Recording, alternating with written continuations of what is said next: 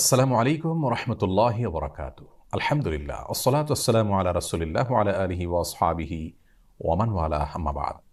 সুপ্রিয় দর্শক শ্রোতা ভাই বোন, একটি প্রশ্ন আমাদের অনেকেরই, আর তা হলো মহারণা পরিশোধ করা ছাড়া স্ত্রীকে স্পর্শ করা ইসলামী শরিয়াতে জায়েজ আছে কিনা।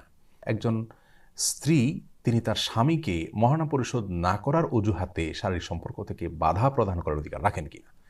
এ প্রশ্ন উত্তরে আমরা বলতে চাই, কোরআন হাকিম আল্লাহ তাআলা ইরশাদ করেছেন, ওয়া আতুন নিসা আস-সাদুকাতিহিন্না নিহলা, অর্থাৎ তোমরা তোমাদের স্ত্রীদের মহারণাগুলোকে পরিশোধ করবে অপরিহার্য রূপে, অর্থাৎ এটি মেয়েদের অধিকার, স্ত্রীর অধিকার। মহারণা যেহেতু স্ত্রীর অধিকার, সেজন্য ইসলামী শরিয়া মহারণার বিষয়টিকে সম্পূর্ণরূপে স্ত্রীর উপরে ন্যস্ত করেছে, অর্থাৎ স্ত্রীর সিদ্ধান্তই ইসলামী শরিয়ার সিদ্ধান্ত হিসাবে বিবেচিত হবে এক্ষেত্রে। তবে সাধারণ অবস্থায় বিবাহের মজলিসে বা বিবাহের সময়ই মহারণা পরিশোধ করে দেওয়া উচিত এবং উত্তম। রাসূল করিম সাল্লাল্লাহু আলাইহি ওয়াসাল্লাম যে সমস্ত বিবাহ নিজে সম্পাদন করেছেন, সে সমস্ত বিবাহের যে বিবরণ হাদিসে উঠে এসেছে, আমরা দেখতে পাই সেখানে তিনি উপস্থিত মজলিসেই পাত্রকে, বিবাহেচ্ছুক ব্যক্তিকে মহারণার বিষয়ে প্রশ্ন করেছেন এবং অনেক সময় মহারণা তার কাছ থেকে আদায় করে দিয়েছেন ওই মজলিসেই। বোঝা গেল তাহলে বিবাহের মজলিসে বা বিবাহের সময়ই নগদেই মহারণা পরিশোধ করে দেওয়া হলো উচিত এবং উত্তম, এটি হলো সুন্নাহ।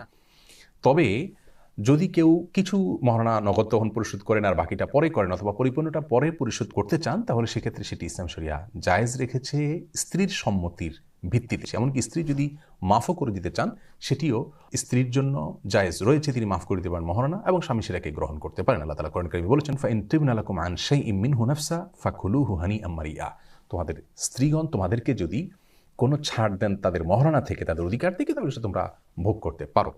তবে আমাদের সমাজে যেটি ট্র্যাডিশন হয়ে দাঁড়িয়েছে, তাহলে বেশিরভাগ বিবাহের ক্ষেত্রেই মহারণা বাকি রাখা হয় এবং নগদে পরিশোধ করা হয় পরিপূর্ণরূপে, এরকম বিবাহের পরিমাণ খুবই কম। এই জিনিসটি ইসলামী শরিয়ার দৃষ্টিকোণ থেকে মোটেও ভালো কিছু নয়, কারণ একজন পুরুষ বিবাহের জন্য তিনি অগ্রসর হবেন তখনই যখন তার কাছে মহারণার ব্যবস্থা হবে, অর্থাৎ মহারণার অ্যারেঞ্জ করেই তো তিনি বিবাহে নামবেন। কিন্তু মৌলিকভাবে বাসরে যদি স্ত্রী তার স্বামীকে সুযোগ দেন যে তুমি মহারণা পরে পরিশোধ করিও, তাহলে সেটি স্ত্রীর সে অধিকার রয়েছে। আর যদি স্ত্রী বাসর রাতে স্বামীকে বাধ্য করেন যে মহারণা পরিশোধ করতে হবে আগে, স্পর্শ করার আগে, শারীরিক সম্পর্ক করার আগে, তাহলে সেই অধিকার সারা বিশ্বের সমস্ত উলামায়ে কেরামের ঐক্যমতের ভিত্তিতে স্ত্রী রয়েছে।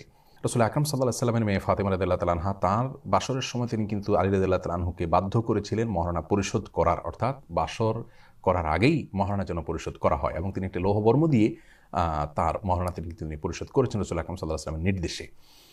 যদি স্ত্রী একবার সে অধিকারকে ছাড় দেন, অর্থাৎ স্বামী পরবর্তীতে পরিশোধ করবেন সেরকম প্রতিশ্রুতির ভিত্তিতে বা স্বামীর প্রতি সুধারণার ভিত্তিতে যদি ছাড় দেন এবং শারীরিক সম্পর্ক হয়, তাহলে পরবর্তীতে আর কখনো মহারণা পরিশোধ যদি স্বামী না করেন, টালবাহানা করেন, ঘোরাঘুরি করেন, তাহলে সেক্ষেত্রে স্ত্রী শারীরিক সম্পর্ক করা থেকে স্বামীকে বাধা দিতে পারেন কি না। এ বিষয়ে জমহুর বা বেশিরভাগ ওলামায়ে কেরাম, ইমাম আবু ইউসুফ, ইমাম মুহাম্মদ, ইমাম শাফি, ইমাম আহমদ ইবনে হাম্বল রাহিমাহুল্লাহ সহ বেশিরভাগ ওলামায়ে কেরাম, ইমামগণের মত হলো যে পরবর্তীতে আর বাধা দিতে পারবে না। একবার যদি স্বামীকে সুযোগ দিয়ে থাকেন, তাহলে পরবর্তীতে আর বাধা দেওয়ার অধিকার তার থাকবে না। কিন্তু ইমাম আবু হানিফা রাহিমাহুল্লাহর মত হলো এক্ষেত্রে যে পরবর্তীতে যদি স্ত্রী দেখতে পান স্বামী প্রতারণা করছেন বা ঘোরাঘুরি করছেন বা টালবাহানা করছেন বা দিচ্ছেন না, পরিশোধ করছেন না, যেহেতু স্বামীর প্রতি বিশ্বাসের জায়গা থেকে সুযোগ দিয়েছেন তিনি, অতএব বিশ্বাস ভঙ্গ করার দায়ে স্ত্রী তার নিজেকে গুটিয়ে রাখতে পারেন এবং শারীরিক সম্পর্ক করতে বাধা দিতে পারেন। এক্ষেত্রে দলিলের দিক থেকে আবু হানিফা রাহিমাহুল্লাহর মতটি অধিকতর আমার কাছে শক্তিশালী মনে হয়, যদিও জমহুর বা বেশিরভাগ ওলামায়ে কেরাম বা ফতোয়া হলো প্রথম মতটির উপরে, অর্থাৎ একবার যদি সুযোগ দেওয়া হয় তাহলে দ্বিতীয়বার আর বাধা দেওয়ার এখতিয়ার থাকবে না।